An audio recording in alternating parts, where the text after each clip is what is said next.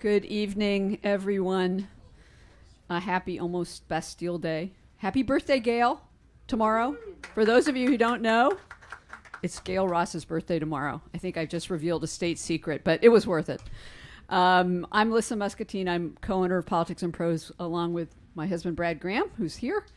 And on behalf of our fabulous staff, we welcome you to this wonderful event tonight that we're incredibly excited about. And it's great to see a lot of former colleagues and friends here and friends of our authors and guests. It feels like kind of old home week in some ways. So thank you all so much for coming out on a really beautiful night here in Washington in July. A little hot, I will admit, but anyway. So a couple of little housekeeping things before we get started.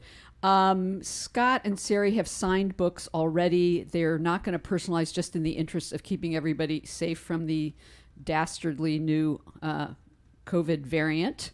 And on that note, we also do really strenuously recommend that you wear a mask, just again in the interest of safety to each other, our customers, and our staff. And we do have masks at the back if you need one. Thank you for thinking about that with us. And lastly, we have books to purchase. Surely you are going to want more than one copy because it's going to be a great gift book for all the people you know who are interested in this subject that is so important to the country right now. And there are plenty of copies up at the front. So I think that does it for the housekeeping. Oh, questions. About 2/3 of the way through, if you have a question, you can come up to this microphone here, and we do ask that you use the microphones because we do videotape these events so that people can watch them who aren't here. It is helpful to be able to hear the question, and that can only be accomplished if you're actually at the microphone. So come on up to the mic and ask a question if you have one. And I think that's it. So I just want to say to start that one of the really great things about owning a bookstore is that you get to host all these amazing events for great writers and great books. And I'm sure if you're a regular here, you know how many great writers and great books are on our event calendar daily, weekly, monthly, yearly. But the joy of doing that is that much greater when the authors are friends and former colleagues. And such is the case tonight when we have three guests who happen to be friends, former colleagues, and coincidentally, among the finest investigative journalists in America. Washington Post reporters Scott Higham, Sari Horwitz, and Carol Leonnig. Scott and Sari are going to be talking about their new book. It's hot off the presses. It's called American Cartel: Inside the Battle to Bring Down the Opioid Industry. The book tells a story of how a small group of federal agents, lawyers, and unlikely heroes took on the powerful individuals and companies responsible for the opioid crisis, a crisis that very sadly continues today. And what a story it is. And how lucky we are that Scott and Sari will be in conversation with the Washington Post's Carol Leonnig. A little bit of background about how Scott and Sari ended up working together. They began working together as reporters at the Post more than 20 years ago and have collaborated on 4 major investigative projects since. Their first book together was Finding Chandra. Chandra? I wish. Yeah. You'd think that would be embedded in all of our memories, the name. An examination of the Chandra Levy murder that consumed Washington for several years. American Cartel is their second book together, and it followed several years collaborating on the Post series The Opioid Files, which was a finalist for the Pulitzer-Prize. By the way, you're going to get really confused with all these Pulitzers that all these reporters have won. They were finalists for that. They had already won a Pulitzer together before then. So start counting, because you're going to have a long list by the end of this. In picking each other as reporting and writing partners, they clearly had an eye for spotting talent. Scott is not only was a finalist for that one, he's won a Pulitzer Prize himself, and he was widely respected as one of the most dogged, thorough, and talented investigative reporters around. Over his career, he's never settled for the easy stories. He's done groundbreaking reporting on Abu Ghraib prison and Guantanamo Bay, as well as conflicts of interest in Congress. His work on the opioid crisis began years ago, and it is singular. He won a Peabody, a Murrow, and an Emmy for his early investigation with 60 Minutes of the opioid industry, and is credited with helping to expose the role pharmaceuticals, doctors, and other profit seekers have played in creating and perpetuating the opioid crisis. Sari says his reporting is unwaveringly tenacious and persistent. And as his reporting with Sari shows, he's long been determined to get to the bottom of the opioid crisis, which he has said is the biggest and most important story of his career. As for Sari, I first met Sari when we were green youngsters on the Metro staff at the Washington Post, and she was even newer than I was, and by that I mean she was like the newest person on the block, meaning she was assigned to night cops. She worked from 10 p.m. to 6 a.m., something like that, every night, and she would be sent off to, cover all the gruesome crime scenes in D.C. Well, it wasn't long before Sari knew more about the inner workings of the D.C. Police Department than the police department itself. Let's just say she's always had an incredible knack for cultivating sources. And not long after that, she was riding in the front seat of the police chief's car, next to the police chief. It was the lead vehicle in the motorcade taking the new president up Pennsylvania Avenue to his inauguration. And there are many more stories like that about Sari from her 4 decades of reporting at the Washington Post, and we could spend the whole hour going through them. There are also more accolades than can be listed here, but here are a few. 4 Pulitzer Prizes, 4 books, including the 2 she's written with Scott. God knows how many scoops from years covering the Justice Department and the criminal justice system, exploring subjects like the making of the young sniper who terrorized Washington, to exposing injustices in the prosecution of crimes against vulnerable women and children living on Native American tribal lands. And with all of that, she remains as spunky and humble and kind as she was all those years ago when we first met. And last but never least, Carol Leonnig is here to lead the conversation. A Washington Post treasure, Carol's the author of 3 recent books, Zero Fail about the Secret Service, and 2 she wrote with Post colleague Phil Rucker about the Trump presidency. A very stable genius, and I alone can fix it. Like Sari and Scott, she has no shortage of Pulitzer Prizes, having won 1 for her reporting about the Secret Service and being part of teams that won several others related to the 2016 election. You've probably seen her excellent commentary on NBC News and MSNBC. It is such a joy and honor to have you 3 here, to have such good friends, such incredibly talented people. You have a bounty of journalistic talent here tonight. We're so honored to have them. Please join me in welcoming Scott Higham, Sari Horwitz, and Carol Leonnig.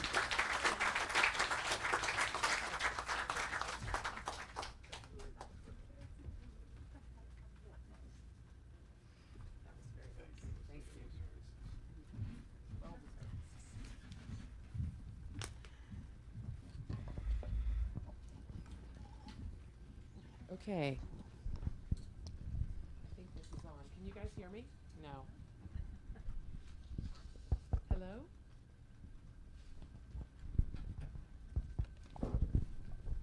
Thank you very much. Hi, I'm Carol, and you already know about Sari and Scott. I'll just start by saying it's a huge honor to be the person interviewing them today because when I came into the Washington Post in the year 2000, I was dang lucky to be seated back to back with Sari and kitty corner from Scott. And if you don't think I was eavesdropping on every phone call of theirs and how they got the scoops they got, then you're naive.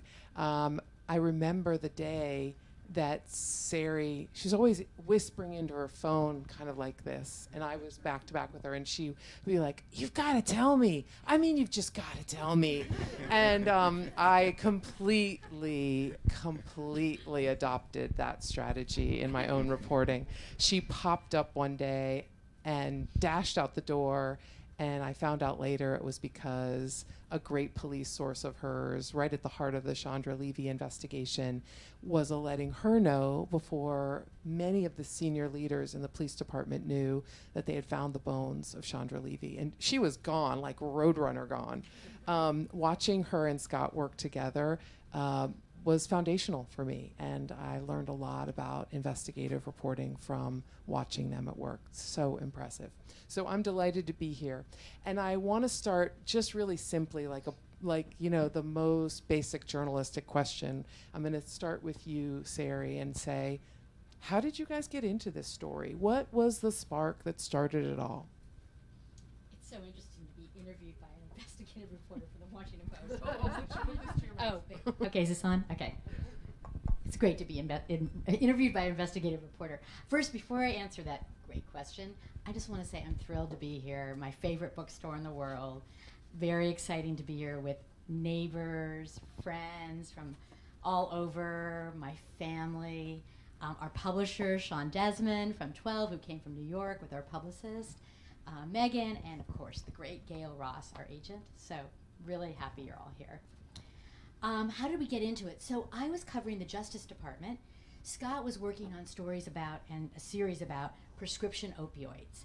And we had lunch one day, and Scott said to me, you know, I'm starting to hear about this new drug, fentanyl. And what do you know about it? And I said, I'm not hearing anything from the Justice Department about fentanyl. This was several years ago. No one was really paying attention to fentanyl. And so he said, why don't we start looking into that together? As you've heard from Lissa, we had worked on many things before. So we started digging into fentanyl. I think this is probably 2017, around that time. As we begin looking into fentanyl and writing stories about it, there's a trial that's gearing up. Some litigation is gearing up in Cleveland on the opioid epidemic, and we'll talk to you more about that. And one of the things we found out that was going to come out in that trial was a confidential, secret database that tracked, it was a DEA, Drug Enforcement Administration database, that tracked every pill from the manufacturer to the distributor to the pharmacy. And it really was a roadmap to the epidemic. And so we wanted that. And we asked the Washington Post if they'd help us with this and sue to try to get it. And so they said sure. They started to look around for a lawyer to help them file some legal action. And basically no law firm in Washington could represent us because they were all representing a company, a drug industry company in the litigation. And so we had to go to Akron, Ohio to find a solo practitioner to do this lawsuit.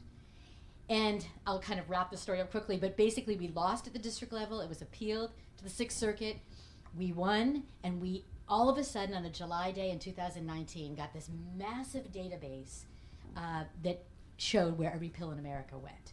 And it was the beginning of a great investigation we worked on called the Opioid Files. Wow. I'm still stunned about the fact that all the law firms were conflicted in DC. But wow, what a story and what an entry point. I love that the database data tells you everything. So, you know, one thing that is so riveting to me about American Cartel, Scott, is how we've done all sorts of reporting all over the country, great reporters, yourselves included, but many other competitors. And you guys figured out something nobody else figured out about the unknown companies. Everyone thinks it's Purdue Pharma. Everyone thinks it's the Sacklers that really fueled this. But talk a little bit about really what you uncovered. Yeah, looking at this data that we got from the DEA, I mean, there was millions and millions of lines of code. We had to go out and buy a computer, a supercomputer, just to run the code in the DEA database. And what that database showed was that there was a constellation of companies that was involved with the opioid epidemic, not just Purdue Pharma.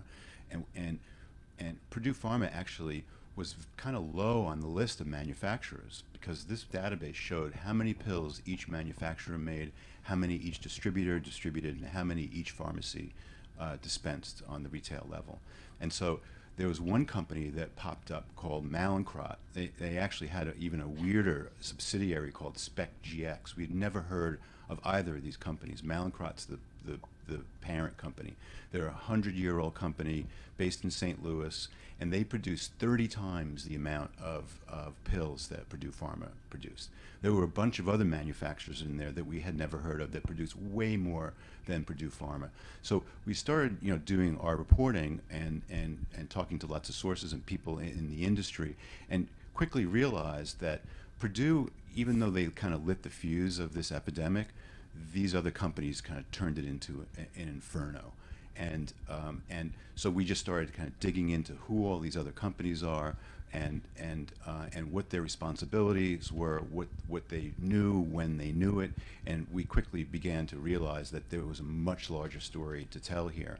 And the story we tell it's through characters who are on the front lines of fighting this very powerful and influential lobby. So like Karen Lefton, the lone sole practitioner in Akron, Ohio, there's a whole chapter about her. You know, she never imagined in a million years that she would be going up against, you know, the likes of Covington Burling and all these giant DC law firms, and she won. So it's kind of like a David and Goliath story. We have a number of characters like that. There are two main characters in our book. One is a guy named Joe Ranazizi, who is a DEA agent, and he used to run the pharmaceutical division at the DEA, overseeing the industry.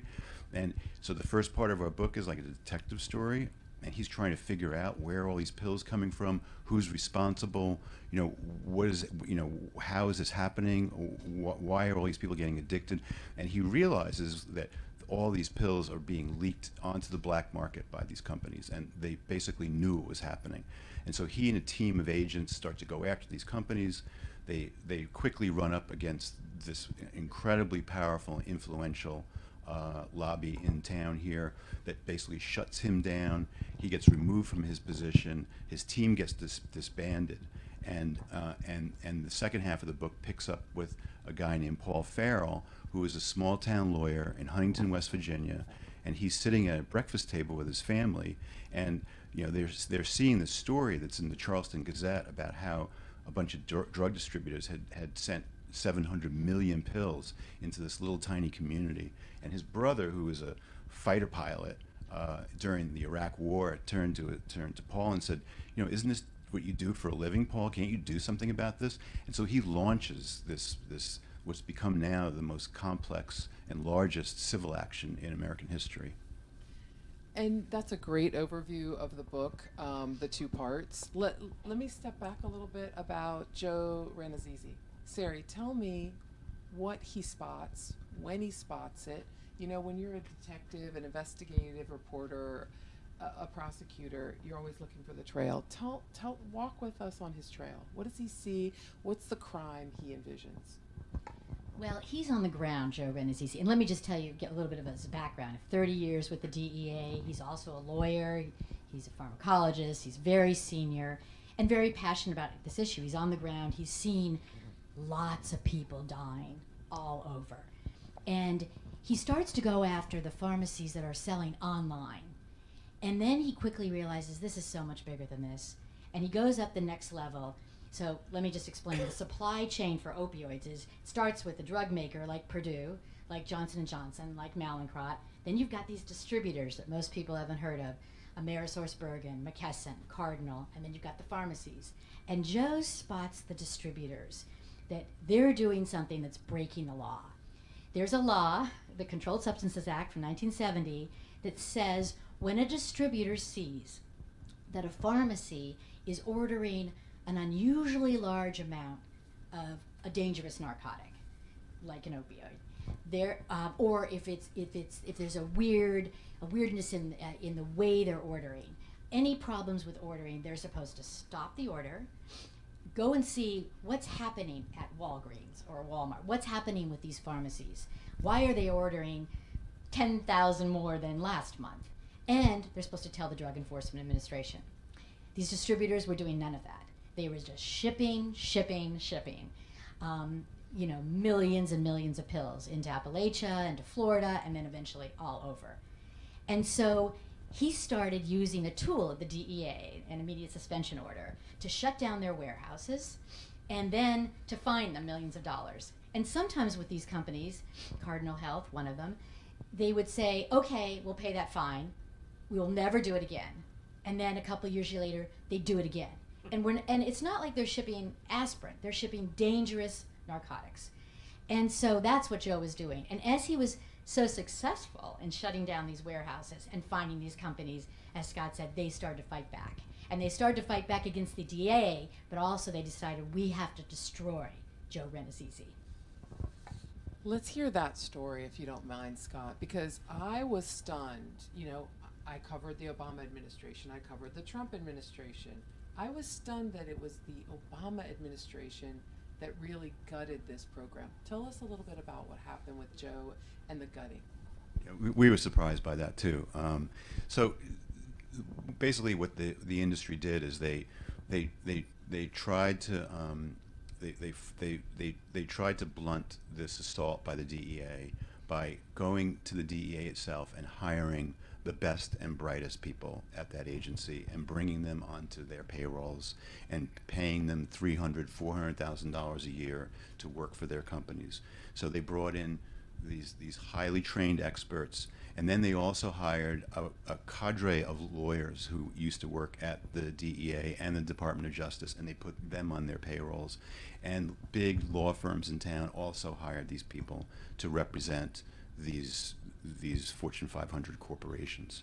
And so suddenly the people who were in charge of regulating the companies were now defending them. And not only defending them, but showing the companies where the weaknesses were in the DEA, how they could blunt the DEA's enforcement actions and keep the products flowing to consumers. And so Joe kind of never saw it coming. He always thought that he believed in the Department of Justice, he believed in the DEA, he believed in our system of government, that nobody would ever stop law enforcement from stopping what he saw as being the equivalent of a cartel. He had done lots of work as a DEA agent, busting up big drug gangs, and he didn't see any difference between these people and the people that he used to investigate in New York City or in Detroit. He just said, look, these are drug dealers in business suits. But when he started going after these massive corporations, he ran into a buzzsaw. And he quickly found himself out of a job. And they literally called him in one day and said, you're out of a job and you're going to have to go upstairs in DEA headquarters and just sit around and we'll find a place for you. They gave him no explanation, and his whole team was disbanded. Some of them were sent to posts all around the country where they knew that these people would not take these posts because they had family in Washington, and so they just destroyed his division. And then there was a guy at the DEA, an attorney by the name of Lyndon Barber, who was a vaunted and well-respected attorney for the Drug Enforcement Administration. He left and he started a practice representing all these drug companies, and he was one of the chief architects of this law that the industry really wanted, that removed the DEA's ability to shut down these drug companies' operations when they were posing an imminent danger to the public. And so it was a remarkable turn of events. And so Joe said, well, they don't want to obey the law, so they just went ahead and changed the law.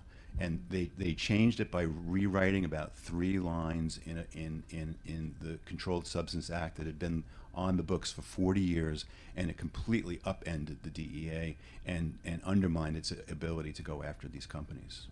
And let me just add something else about these companies.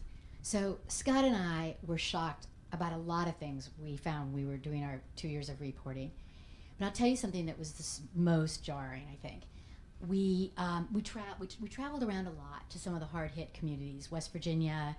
We went to Southern Ohio. We went to New Hampshire. We talked to so many families affected by this. And when you go to some of these places, there's really not anyone that hasn't been touched by the opioid epidemic in these towns. They have a friend, a relative, a child that's died. And we would hear their stories and, experience their incredible grief and pain. And you juxtapose that against what we found.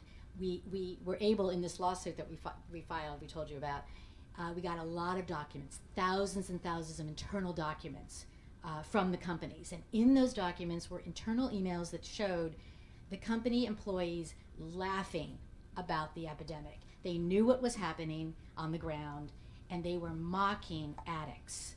And there's several examples of this in our book, but one that just really stands out is there was a company, AmerisourceBergen, again, it's a distributor, and they passed around a parody of the Beverly Hillbillies theme song from the sitcom back from the 60s, but they changed the words to the Pillbillies. And they were just making fun of the addicts in Appalachia who were driving to Florida, and the emails show they were just laughing about this. And that was so jarring to us, juxtaposed against the people we were meeting who were suffering and were going through so much grief about their loved ones. Yeah. I mean, the Mallinckrodt, the largest producer of oxycodone in America, they had a sales manager by the name of Victor Borelli, and his motto was "Sell, baby, sell," and so he controlled large swaths of the country in terms of sales, and one of his distributor clients wanted more oxycodone 30 milligram pills. That's the pill that Mallinckrodt became infamous for making. It's like the equivalent of a hit of heroin. They were blue, they had an M stamped on them, they had a 30 on the other side of them. And Victor Borelli, got this email from one of his customers and said, can you send me more of these Oxy 30s? They're like flying out of here. It's like people are addicted to these things. Oh, wait, they are, ha ha. And then Victor Borelli wrote back, yeah, just like Doritos, we'll just keep making them eat more. And it was just shocking seeing this kind of behavior.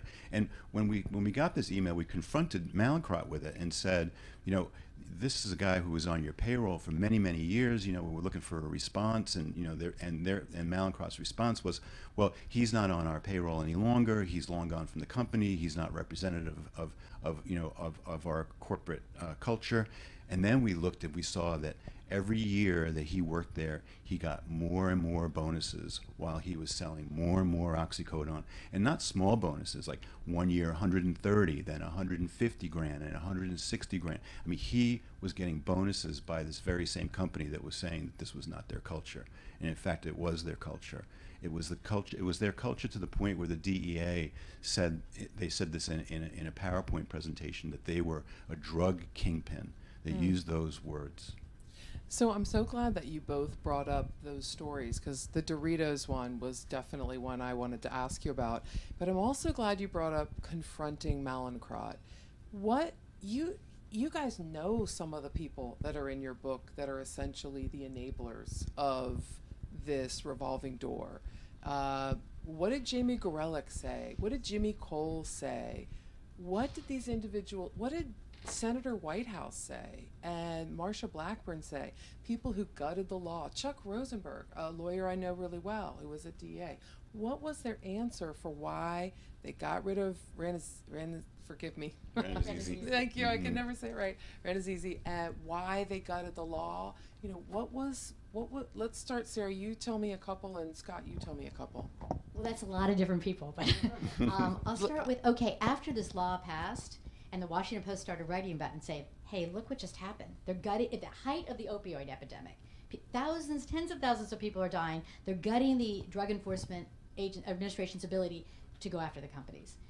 And after we wrote these stories, Manchin, actually, of West Virginia, came out and said to us, whoa, I had no idea what was in that law. They just pulled the wool all over our eyes, because it was passed by unanimous consent, meaning no one voted against it. There was not a vote. No one. Also meaning no one really read it. No one read it. It was it sailed through Justice Department, signed by President Obama, and it's like no one realized really what this did. And afterwards, I was at Justice Department covering Attorney General Sessions. He actually tried to go after a distributor and put out a press release saying we're going after a distributor, and then had to literally pull it back the next day and say, oops, we can't do that now because of this law. So it had such a big effect. But, and I think Marsha Blackburn also said, maybe there were some unintentional, I think her quote was, unintentional consequences because of this law. Yeah, well, but the kind of nefarious thing is that Marsha Blackburn knew exactly what was going on, because she was getting a lot of money from the drug industry, and she was working in tandem with lobbyists for the industry. And in a lot of the email traffic and documents that we got, we saw that they were literally writing questions for her to ask Joe Rannazzisi when this committee hauled him in front of Congress to say, why are you being so aggressive with these companies? Why can't you just get along? And they literally scripted questions for her to ask. And so she was a chief co-sponsor, and it took 3 times for this bill to become law. But each time the bill was introduced, money poured into her campaign, poured into Marino's campaign. And Sheldon Whitehouse, Sheldon Whitehouse comes from Rhode Island, which is the home headquarters of CVS, and CVS was a huge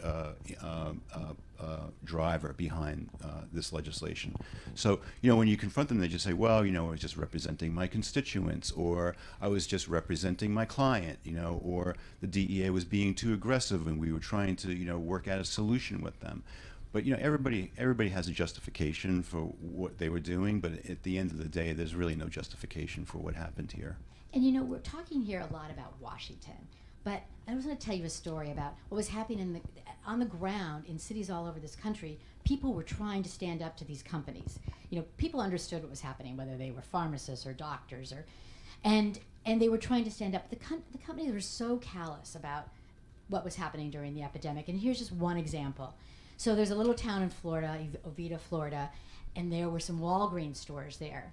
And at these Walgreens stores, like at so many other pharmacies during this time period, people were coming in with several prescriptions for pain pills, several different ones, sometimes from different doctors, sometimes from different cities. And the pharmacists were just filling them.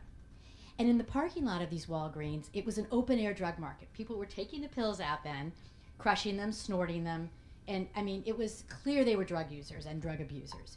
So the police chief in this small town decided, I have to do something about this. Crime was going up. So he wrote the CEO of Walgreens and the next two executives under the CEO a long letter that we were able to get, basically begging them to do something about their Walgreens stores in this town. He got no answer from anybody in the company. And then he turned finally to the DEA. And so the DEA, wanted to pursue some of these companies criminally. They wanted to go after Mallinckrodt criminally. They felt what they were doing was conspiracy and drug trafficking charges. They wanted to go after McKesson, which is the largest drug distributor in America. They had put together a national investigation into that company involving 12 different U.S. attorneys' offices around the country that was seeing the same pattern of conduct, and they were shut down by the Justice Department. And now all these companies are being sued. There's 24 of them, and a lot of them are settling. And it's probably going to wind up to be maybe 30, 40 billion, could be more in settlement money. And I guess that's a good thing, because that money is going to go to communities that have been hard hit, and it's going to go to drug rehab programs, etc. But Sari and I have talked to lots of families who have lost people, sons and daughters, and husbands and wives, and while they say the settlement money is going to be helpful, their main question is, why is nobody in jail? There are 40,000 people in jail right now on marijuana charges in America. 40,000, and there's not one executive of a Fortune 500 company that was involved in the opioid industry who's even been charged with a crime.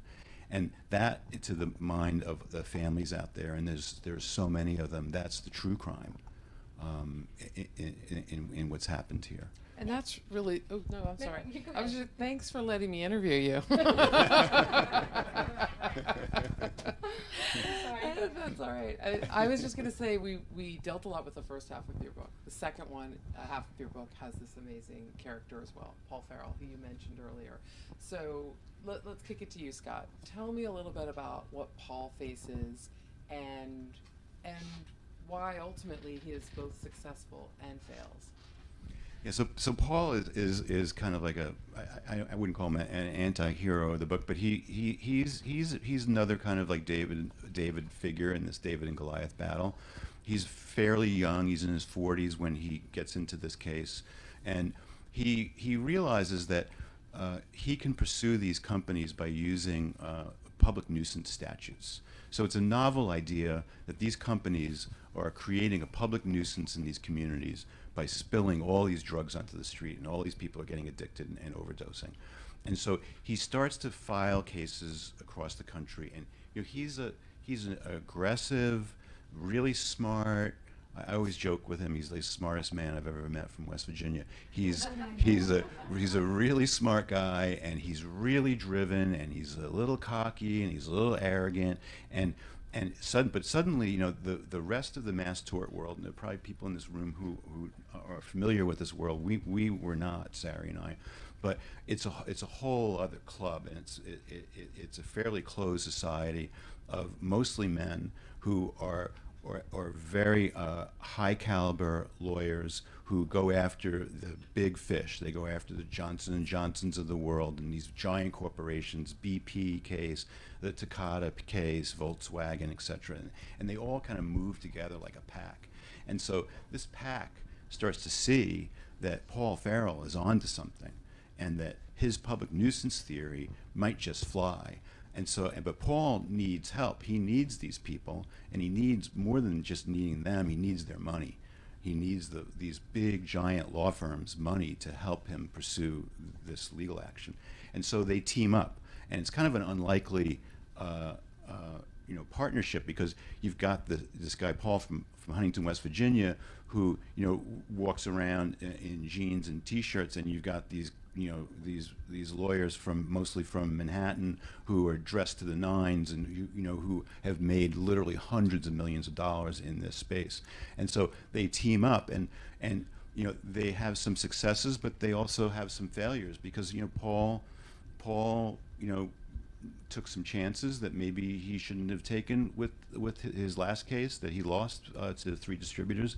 He decided that he didn't want to wait for a jury trial. He wanted his case to be the first one to go to court, and so he took his chances and he went in front of a judge who turned out to be a very conservative, pro-business judge, and he lost that case. And so far every case that's gone in front of a jury in this massive legal action has resulted in a verdict for the plaintiffs, and every case that's gone in front of a judge has resulted in a verdict for the defendants. And so this thing is still playing out right now, and I'm sure Paul was crushed by what had happened, and he lost this case for his hometown, but he's still fighting on all these other cases. So I don't know how many people have read Civil Action. This is one of my favorite books. Me too. And so when I first, started dealing with Paul, when Sari and I started, interviewing him, and I said, this is kind of like a civil action. And he said, well, I hope I don't wind up like Jan Schlickman. That's the lawyer. And if you don't know the story, at the end of a civil action, Jan Schlickman is this character, this lawyer who loses this massive case. And so Paul said, it's either going to be magic or tragic, this verdict, and it turned out that it was tragic for him. But he's still out there fighting, and there's a lot of cases that are pending. There was one in Cleveland that was argued by another one of these really kind of highly accomplished lawyers named Mark Lanier.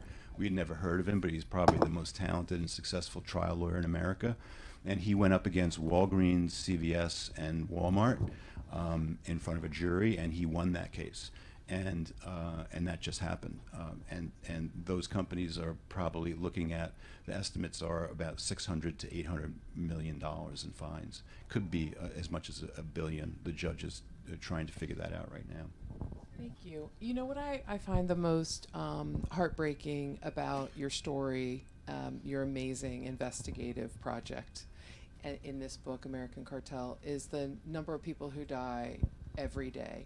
One of the stats that you guys talk about is a Boeing 727? Boeing 27, fully loaded. passengers. The number of going people who've died is one of those fully loaded jet airliners crashing every day. That's what's happening now. That's what's happening right now. We've been talking about history right here, but this is what's happening right now because of fentanyl. So the Mexican drug cartels replace the G's, the M's, forgive me, the 30s, the little blue pills, and they hook everybody who's already hooked, keep providing. What's the solution? Everyone asks us this. Everyone asks I us mean, this. if it's just killing more and more people, it's an algorithm. So more and more people are getting hooked. Thank goodness so many other people turned down what their doctors offered them when they hurt their elbow or needed their hip replaced, or as my daughter was offered the same thing when she had an ear infection. Oh my gosh. So tell me, what's the solution? Well, there's a couple of things going on right now. As Scott mentioned, there's this historic $26 billion settlement that the big 3 distributors and Johnson & Johnson made with the 4,000 cities, towns, counties, and Indian tribes.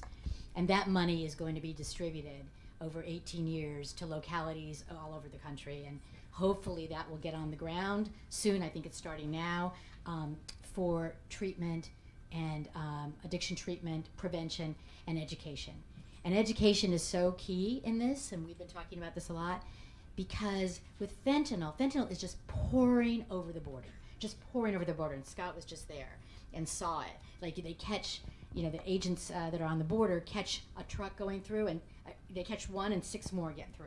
I mean, it's kind of out of control right now. And there's really not a great magic bullet answer for stopping fentanyl. And so a lot of it is going to be prevention and education, and especially teaching kids that these pills that they might take at a party or get on the street, and they think they think pills might be Xanax, or they might be oxycodone, may have fentanyl in them, and they could die instantly. I mean, that's how serious it is. And I think people have forgotten, we like to use this example of the jet, because I think with COVID and with, everyone's heard about the opioid epidemic for years and years and years, may not realize it is still happening. And more than 200 people are dying every day. And if you talk to the drug agents on the street, they'll tell you that this is so frustrating because this was entirely preventable. Where we're at today could have been prevented had the DEA been allowed to do its job, had these companies obeyed the law. Instead, the DEA was not permitted to do its job. The companies continued their conduct, addicted millions and millions of people. And when the companies started getting in trouble and started getting sued, the pills just dried up. It was like the spigot got turned off. And so now you've got tens of millions, maybe more, people who are addicted to opioids, and they need something. And the cartels are super smart, and they saw a market that had been created by the U.S. pharmaceutical market. I just interviewed a former DEA guy, special agent in charge, and he had spent a lot of his career in Mexico and California, and he lived through this whole episode. And he said, we weren't defeated by the cartels, we were defeated by the K Street cartels. And that was kind of, and that he said that to me unprompted. And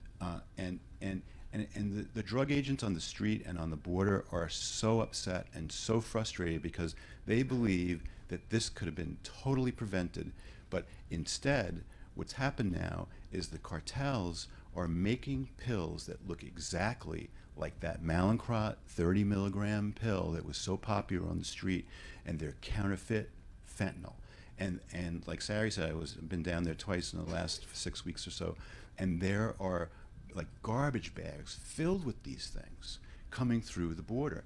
And one agent that we talked to was a pretty high-ranking guy, said, I think we're catching like maybe 5% of what comes through here, if we're lucky. And these are tiny little pills, and it's so easy to conceal them. They're so cheap to make, and they're just flowing through. And they're going through the ports of entry. There's no wall that's going to stop this, because they're coming through San Ysidro and Nogales and big ports of entry. So they're just putting them on trucks and in cars, and then people are walking across the ports of entry in backpacks. So you can't stop this. So most people who are in this field say you have to stop the demand because you cannot stop the supply now. There's no way you can stop it unless the DEA and the Mexican government come to some arrangement and they start cracking down on this. But that's not happening right now. So it's a terrifying time to be a parent, for sure. Having your kid go to parties. My son is 23 years old, and I say, do not take a thing when you go to a party. You have no idea what's out there anymore. Don't drink the punch. Don't take any cocaine. Don't take any pills, because the chances are that it could have fentanyl in it. Okay, I don't want to. Thank you. I think I don't want to mess up our audience's opportunity to ask you questions, but I have to ask you one last one. So you guys put your thinking caps on or come up and line up here. My last question for both of you is, of course, a journalist question. What was your biggest high? Woo, we got it. And your biggest low, because you can decide who does what. Well, the biggest high has to be getting that secret database, because that opened up that was the Pandora's box that opened up everything for us. In fact, I was down at the border in San Ysidro working on a story about fentanyl. And I was with a photographer. There's 26 lines of cars. There's dogs sniffing. And so we were trying to do a video, and I'm with the dogs, and I call my editor, Jeff Lean, and he's like, you got to get back here immediately. We have this secret database. It's incredible. And I said, no, I'm here with the dogs. I don't want to leave. I'm here. He's like, no, this is the story. Forget what you're doing now. This is the story. So that was a huge high. Yeah, and we worked on, it took us almost a year to get access to that data and all those documents. So that was, in Sari and I have been reporters at the Washington Post for a combined 60 years, which is a little spooky to say, and I think that was like one of the biggest gets that of our careers, because it just blew the lid off of this fallacy that it was the Purdue Pharma and the Sacklers. But I think there's been a bunch of low moments. Some of the lowest moments is when you're talking to families who've lost their kid, or that's it's just heartbreaking. And Sari and I have done this sadly on a couple of different projects. The first thing we worked on was the deaths of foster care kids in Washington, D.C. And it doesn't get any easier. I think it gets harder, actually, dealing with these families. And then the other low moment came when I was on the border, and this agent was walking me through all these rooms where they were tearing apart these cars, and seeing the quantity of fentanyl that was being seized, and knowing that was just a fraction of what was coming across the border, and looking in the eyes of these veteran men and women who work for the DEA, HSI, the District Attorney's Office in San Diego, and they are so demoralized, and they don't really know what to do, and that's a scary thing when the people on the front lines are just like, one guy was like, it was like, he goes, I feel like I'm in the Aliens movie. It's game over, man. It's game over. So sorry that I know it's depressing, but But it's so important that you guys shed a light on this. It's so valuable. I've learned so much just debriefing with them both over the last couple of days. American Cartel, what a story, because no one told it until you guys came here. So publishers will often say, if you're going to write a book, make sure that you're going to deliver something amazing, and you guys have. No, thank you, Carol. Yeah, Thank you. So, but I'm not trying to end. If anybody has questions, if anybody's curious to ask something I haven't asked, because maybe it's possible I didn't. I have a Please. question. I don't know if I'm on. Where's the business model that the Mexican cartels are going with fentanyl that says you can kill your customer base? Is it a matter of lack of quality control, or is it a deliberate, this is just the side effects? Yeah, that's a really good question, because you don't want to kill your market, for sure. And so the cartels are getting more and more sophisticated about how much fentanyl they're putting into these pills, and it's mostly pills. There is a lot of powder that's coming across the border, but mostly it's pills. And it's getting to the point now where hardcore drug users can tolerate these pills because they've built up such a tolerance, and they're actually actively seeking them out, and they want these pills. There are a number of people who think that this is oxycodone that they're taking, and if you don't have a tolerance and you take one of these pills, chances are you're not going to survive. So I think the cartels are still trying to figure it out. So far, they're making a shit ton of money, and 100,000 people died of overdoses last year, mostly from fentanyl. So I think they're trying to maybe lessen the death toll and tweak their product a little bit. And at the same time, they're not shipping as much cocaine. They're pretty much out of the marijuana business because of what's happened in the United States. So they're focusing almost entirely on synthetics, and fentanyl is their go-to product. since nobody's lined up behind me, I got another question. Sure. So what is $26 billion in a lawsuit settlement? How big a drop in the bucket is that on the overall profits that were made?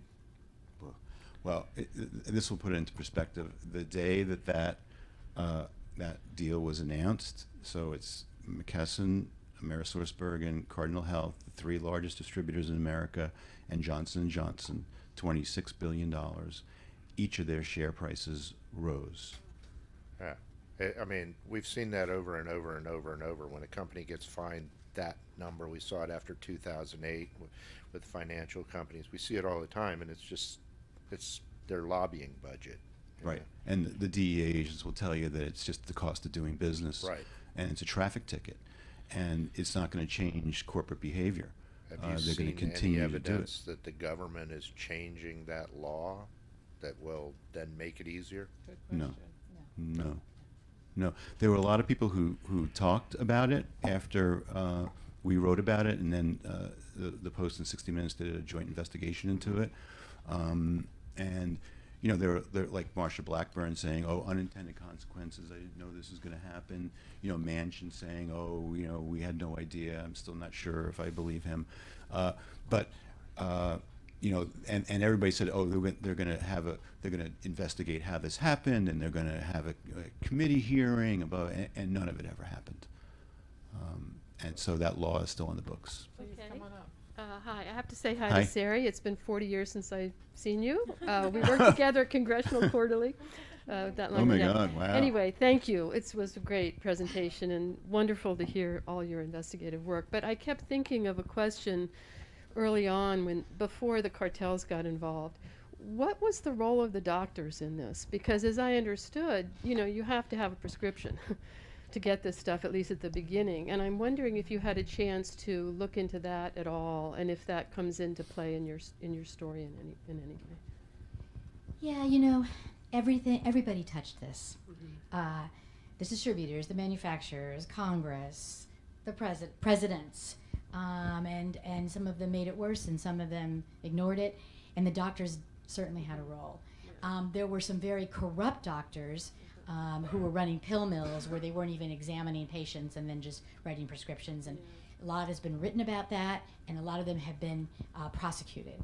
But many doctors became victim to something that really started with Purdue Pharma, which was a message about pain and about these pills, that they were not addictive. That less than 1% of people who took them became addicted, and they were basing that on a what they called a study, but it was really a paragraph in 1980 in the New England Journal of Medicine, and it was not a study.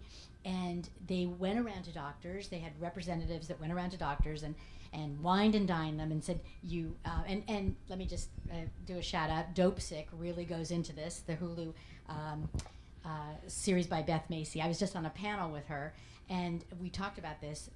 Many well-meaning doctors believed the representatives that these weren't addictive, and so they were prescribing them over and over again. And you know, it was only later that evidence came out that they were highly addicted.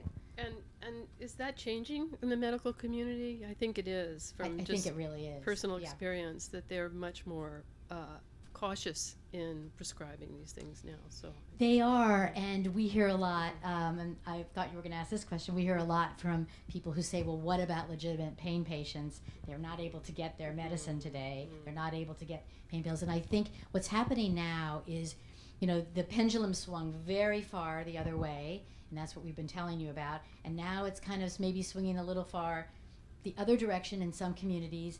And so the Centers for Disease Control is now working on guidelines to help doctors, you know, figure out how much oxycodone to prescribe. And clearly there are times when these medications need to be prescribed in the hospital, in hospice, after major surgery. And so I think this is being tempered, and we'll see what happens with the CDC on that. Thank you. It's great to see you. Yeah.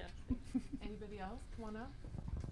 Oh my gosh, another person from our past. So for those of you who don't know, it's ironic that we're doing this on a midsummer night. For those of you that don't know Sari, if you look up an illustration of a midsummer night's dream, the quote, "She is little, but she is fierce." I think you'd see a picture of Sari, and I've been on the receiving end. Justice Department spokesman here. Let me just say. So this is more of a process-driven question, but I'm curious because you are so fierce. I'm sure both you and Scott probably encountered some pretty harrowing pushback or kind of roadblocks to your research and your reporting. So I'm curious if you could share an example of probably one of the better examples.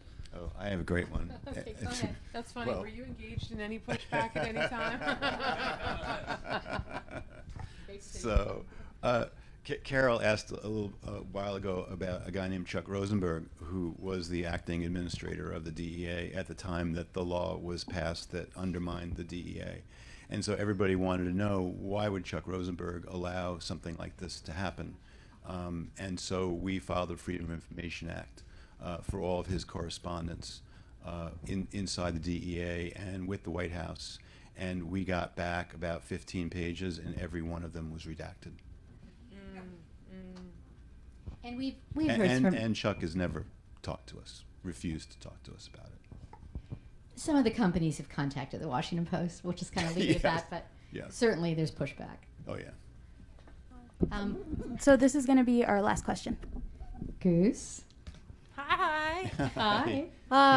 It's really wow, intense, a lot, something that I feel like I picked up on is when you look at pandemics, epidemics that have hit our country since the 60s and the 70s until now, it seems like these are disproportionately affecting people of color, indigenous people, poor people, people from rural places, people that are impoverished. And it feels like this really weird pattern of it almost makes it seem like the government or whoever, these big pharma wants to hit people that can't fight back. Did you guys notice that pattern? Did you notice that impoverished communities are being hit harder with epidemics? Because you talked about rural Virginia and Appalachia and Well, that's certainly where it began. In these poor coal mining towns where heavy industry resulted in lots of injuries, people being prescribed these drugs, lots of people getting addicted, and then people, saying, "Well, this is a great drug, try this," and it just kind of spread throughout Appalachia. But now what you see, and I was just in San Diego, there are people dropping who are, sons and daughters of millionaires. I mean, it now it knows no economic boundaries. It knows no political boundaries. It's everywhere you go, people are dropping from these drugs. So, but you're absolutely right. It began in impoverished neighborhoods and on tribal lands also. Terrible. Some of the worst addiction problems with opioids have been on the tribal lands. And now, traditional heroin communities, were traditional black communities in Philadelphia, Baltimore is a big heroin town for many, many years. New York City, all those heroin users are turning to fentanyl because it's easier to get, you don't have to inject it, it's cheaper, it's a better high, and so you've got all that population in the inner cities are being hooked on fentanyl. So it's kind of an equal opportunity drug, sadly, and it's just affecting every economic sector of our country. That's a great question. Yeah. Thank yeah. you. I just want to jump in quickly, Carol, before you close, to say that I have been lax in one of my prime responsibilities as the host, which was to tell you ahead of the event that if you would not mind at the end taking your own chair and folding it and putting it against the side, it will make life much easier for our staff. So with that done, I now leave the final word to you. Sorry about that. No, that's a good one. I thought you were going to say, and the book is for sale up front. Say that. You need to get this book, American Cartel. It's a riveting story, a true detective novel, better than any podcast or Showtime event. And I want to say I'm so grateful to Brad and Lissa, and especially to Sarah and Scott for how long it must have taken you to really nail and lasso this story. Kudos to you. Thank you, audience, for being here tonight. Another great Politics and Prose event. Thank you both Thank for you, this Carol. one. Yeah, It was thank you, great. Carol. So much yeah, fun. awesome.